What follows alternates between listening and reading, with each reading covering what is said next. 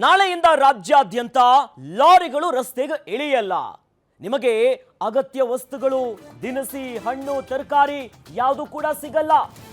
ಏನೇ ತರಕಾರಿ ಬೇಕಂದ್ರೂ ಕೂಡ ಹಿಂದೆ ತಂದಿಟ್ಕೊಳ್ಳಿ, ಯಾಕಂದ್ರೆ ನಾಳೆ ಲಾರಿಗಳು ರಸ್ತೆಗೆ ಇಳಿಯೋದಿಲ್ಲ.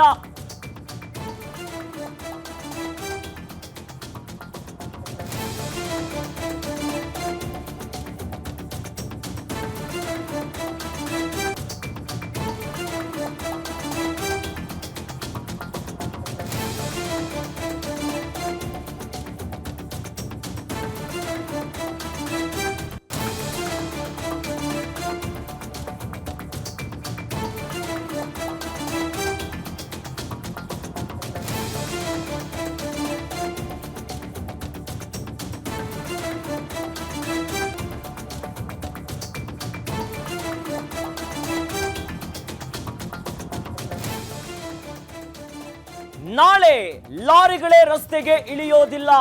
ನಾಳೆಯಿಂದ ಸಂಚಾರವನ್ನ ನಿಲ್ಲಿಸ್ತಾ ಇದೆ ರಾಜ್ಯದಲ್ಲಿ ಲಕ್ಷಾಂತರ ಲಾರಿಗಳು.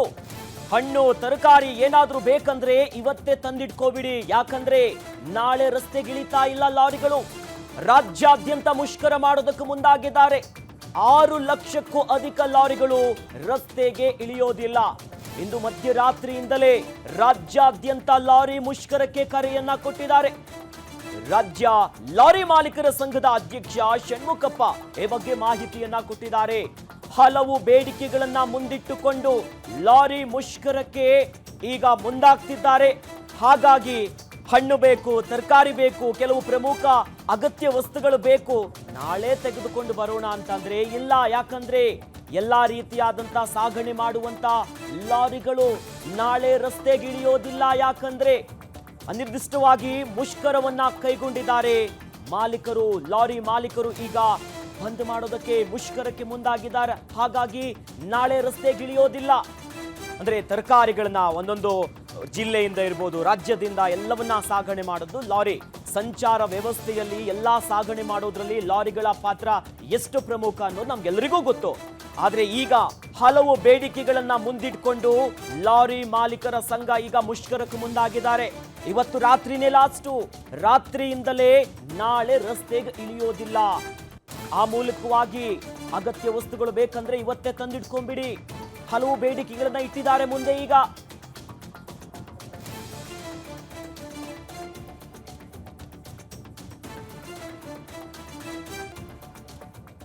ಇನ್ನು ಈ ಮುಷ್ಕರದ ಬಗ್ಗೆ ಲಾರಿ ಮಾಲೀಕರ ಸಂಘದ ಅಧ್ಯಕ್ಷರಾಗಿರುವಂತಹ ಷಣ್ಮುಖಪ್ಪ ಏನು ಮಾತನಾಡ್ತಿದ್ದಾರೆ, ಬನ್ನಿ ನೋಡೋಣ. ನನ್ನ ಪ್ರೀತಿ ಲಾರಿ ಮಾಲೀಕರೇ, ಕಳೆದ 35 ವರ್ಷ ಈ federation of Karnataka lorry owners and agent association lorry ಮಾಲೀಕರಿಗಾಗಿ ಹೋರಾಟ ಮಾಡ್ತಾ ಇದ್ದೀವಿ. ನಿಮ್ಗೆಲ್ಲ ಗೊತ್ತಿದೆ. ಈ ಹೋರಾಟ ಎಂಬುದು ಲಾಸ್ಟ್. ಯಾವಾಗ ತೊಂದರೆ ಬರುತ್ತೋ ಅದನ್ನ ಸರ್ಕಾರ ಹತ್ರ ಯಾವಾಗ ಅವ್ರು ನೆರವೇರಿಸೋದಿಲ್ವೋ ಆವಾಗ ಈ ಸಬ್ಜೆಕ್ಟ್ ನಾವು ತಗೊಂಡೋಗ ಪರಿಸ್ಥಿತಿ ಬರುತ್ತೆ. 7 ವರ್ಷ ಮುಂದೆ ಸ್ಟ್ರೈಕ್ ಮಾಡಿದ್ದು ನಾವು ಕರ್ನಾಟಕ ರಾಜ್ಯದಲ್ಲಿ. ಇದ್ರ ತನಕ ಸ್ಟ್ರೈಕ್ ಮಾಡಿಲ್ಲ. ಅದನ್ನು ಕಾಂಗ್ರೆಸ್ ಈ ರೂಲಿಂಗ್ ಇರುವಾಗ ನಾವು ಯಾವುದೇ ಮುಷ್ಕರ ಮಾಡಿರಲಿಲ್ಲ. ಈಗ ಇತ್ತೀಚೆಗೆ 6 ತಿಂಗಳ ಒಳಗಡೆ ₹5.50 ನಮ್ಗೆ ಇನ್ಕ್ರೀಸ್ ಮಾಡಿದ್ದಾರೆ. ಅಂದ್ರೆ ಬಹಳ ದೊಡ್ಡ ನೋವಿನ ಸಂಗತಿ ಇದು. ಆದ್ರಿಂದ ಅದು ಒಂದು ಸಬ್ಜೆಕ್ಟ್, ಡೀಸೆಲ್ ಪ್ರೈಸು. ಎರಡನೇದಾಗಿ 18 ರೋಡಲ್ಲಿ ಕರ್ನಾಟಕದಲ್ಲಿ ಬಣ್ಣ ಬಳಿದ್ಬಿಟ್ಟು ಅದ್ರ ಮೇಲೆ ಸುಂಕ ಕಲೆಕ್ಟ್ ಮಾಡ್ತಾ ಇದ್ದಾರೆ. ಇದು ಯಾವ ತರ ನ್ಯಾಯ ನನಗೆ ಅರ್ಥ ಆಗ್ತಾ ಇಲ್ಲ. ಆದ್ರಿಂದ ಅದು ಒಂದು ಬಹಳ ಅಗತ್ಯವಾದ ಸಬ್ಜೆಕ್ಟ್. ಖಾಸಗಿ ಬಸ್ಗಳು ಕೂಡ ನಾಳೆ ಸಂಚರಿಸೋದಿಲ್ಲ. ಪೆಟ್ರೋಲ್ ಡೀಸೆಲ್ ದರ ಏರಿಕೆಯ ವಿರುದ್ಧ ನಾಳೆ ಮುಷ್ಕರಕ್ಕೆ ಮುಂದಾಗ್ತಿದ್ದಾರೆ.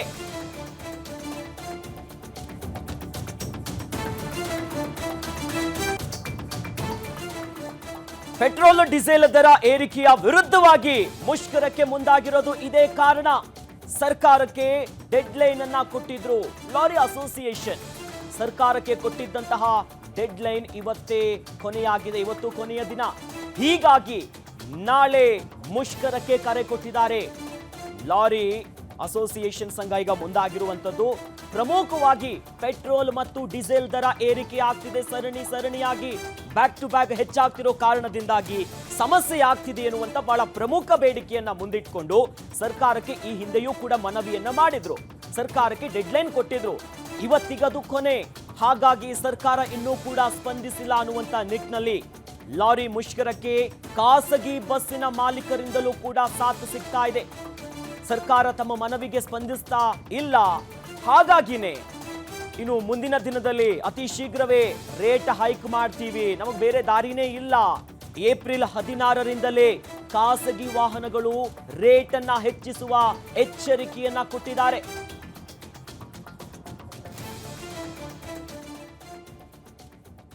ಈ ಬಗ್ಗೆ ಹೆಚ್ಚಿನ ಮಾಹಿತಿಯನ್ನ ಪಡ್ಕೊಳ್ಳೋಣ. ನಮ್ಮ ಮೆಟ್ರೋ ರಿಪೋರ್ಟರ್ ಚರಣ್ ದೂರವಾಣಿ ಸಂಪರ್ಕದಲ್ಲಿ ನಮ್ಮ ಜೊತೆ ಜಾಯ್ನ್ ಆಗ್ತಿದ್ದಾರೆ.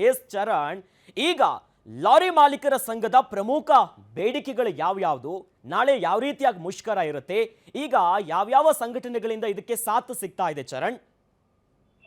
ಎಸ್ ಅಖಿಲೇಶ್, ಪ್ರಮುಖವಾಗಿ ಡೀಸೆಲ್ ದರವನ್ನ ಅದರ ಜೊತೆಗೆ ಟೋಲ್ ಸುಂಕವನ್ನ ಏರಿಕೆ ಮಾಡಿರೋ ಬೆನ್ನಲ್ಲೇ ಈಗ ಲಾರಿ ಮತ್ತೆ ಖಾಸಗಿ ಬಸ್ ಮಾಲೀಕರು ಪ್ರತಿಭಟನೆಗೆ ಕರೆಯನ್ನ ನೀಡಿರುವಂತದ್ದು. ಪ್ರಮುಖವಾಗಿ ನಾಳೆ ಬೆಳಗ್ಗೆ 6 ಗಂಟೆಯಿಂದ ಸಂಜೆ 6 ಗಂಟೆಯವರೆಗೆ ಯಾವುದೇ ರೀತಿಯಾದಂತಹ ಒಂದಿಷ್ಟು ವಾಹನಗಳು ಸೇವೆಯನ್ನ ಸಲ್ಲಿಸೋದಿಲ್ಲ ಎನ್ನುವಂತಹ ನಿರ್ಧಾರಕ್ಕೆ ಬಂದಿರುವಂತದ್ದು. ಇದರ ಜೊತೆಗೆ ಪ್ರಮುಖವಾಗಿ ಲಾರಿ ಮಾಲೀಕರ ಅಸೋಸಿಯೇಷನ್ ಏನಿದೆ ಇದು ಪ್ರತಿಭಟನೆಗೆ ಮತ್ತೆ ಮುಷ್ಕರಕ್ಕೆ ಕರೆಯನ್ನ ನೀಡಿದ್ರೆ, ಇತ್ತ ಖಾಸಗಿ ಬಸ್ ಮಾಲೀಕರು ಕೂಡ ಅವರಿಗೆ ಸಾಥನ್ನ ನೀಡ್ತಾ ಇರುವಂತದ್ದು. ಜೊತೆಗೆ ಸರಕು ಮತ್ತೆ ಗೂಡ್ಸ್ ವಾಹನಗಳೇನಿದೆ ಇವರು ಕೂಡ ಈ ಒಂದು ಮುಷ್ಕರದ ಜೊತೆಗೆ ಸಾಥನ್ನ ನೀಡಲಿಕ್ಕೆ ಸಿದ್ಧತೆಯನ್ನ ಮಾಡ್ಕೊಂಡಿರುವಂತದ್ದು. ಪ್ರಮುಖವಾಗಿ 4 ಬೇಡಿಕೆಗಳನ್ನ ಸರ್ಕಾರಕ್ಕೆ ಈಗಾಗಲೇ ಲಾರಿ ಸಂಘಟನೆಗಳು ಮುಂದಿಟ್ಟಿರುವಂತದ್ದು.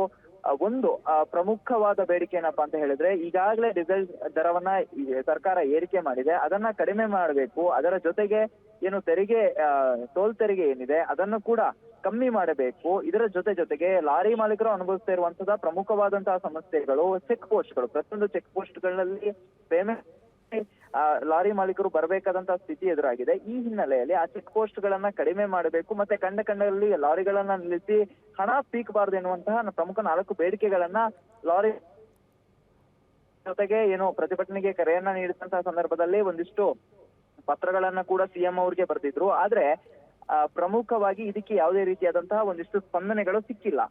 ಸ್ಪಂದನೆ ಸಿಗದ ಹಿನ್ನೆಲೆಯಲ್ಲಿ, ಗಡುವು ಮೀರಿದ ಹಿನ್ನೆಲೆಯಲ್ಲಿ ನಾಳೆ 6 ಗಂಟೆಯಿಂದ ಬೆಳಗ್ಗೆ 6 ಗಂಟೆಯಿಂದ ಸಂಜೆ 6 ಗಂಟೆಯವರೆಗೆ ಸಂಪೂರ್ಣವಾಗಿ ಲಾರಿಗಳನ್ನ ಖಾಸಗಿ ಬಸ್ಗಳನ್ನ ಸ್ತಬ್ಧ ಮಾಡ್ಲಿಕ್ಕೆ ಸಂಘಟನೆಗಳು ಮುಂದಾಗಿರುವಂತದ್ದು.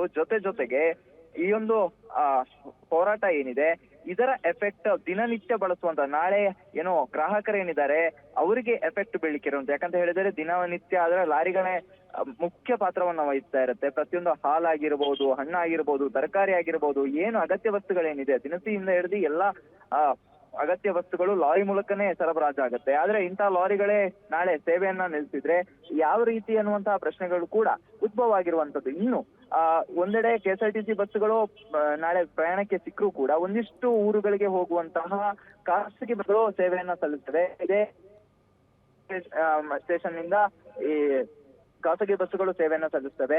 ಇನ್ನು ರಾತ್ರಿ ಹೊತ್ತಿನಲ್ಲಿ ಹೋಗುವಂತಹ ಸ್ಲೀಪರ್ ಬಸ್ಸುಗಳ ಸಂಘಟನೆ ಕೂಡ ಇದಕ್ಕೆ ಒಂದಿಷ್ಟು ಸೂಚನೆಯನ್ನ ನೀಡಿದೆ. ಇದರಿಂದಾಗಿ ನಾಳೆ ಊರಿಗೆ ಹೋಗುವಂತಹ ಒಂದಿಷ್ಟು ಖಾಸಗಿ ಬಸ್ ಪ್ರೇಮಿಗಳಿಗೆ ಅಂತ ಹೇಳಿದ್ರೆ ಖಾಸಗಿ ಬಸ್ ಅನ್ನ ಅವಲಂಬಿತವಾಗಿ ಹೋಗುವಂತ ಒಂದಿಷ್ಟು ಏರಿಯಾಗಳಿದೆ.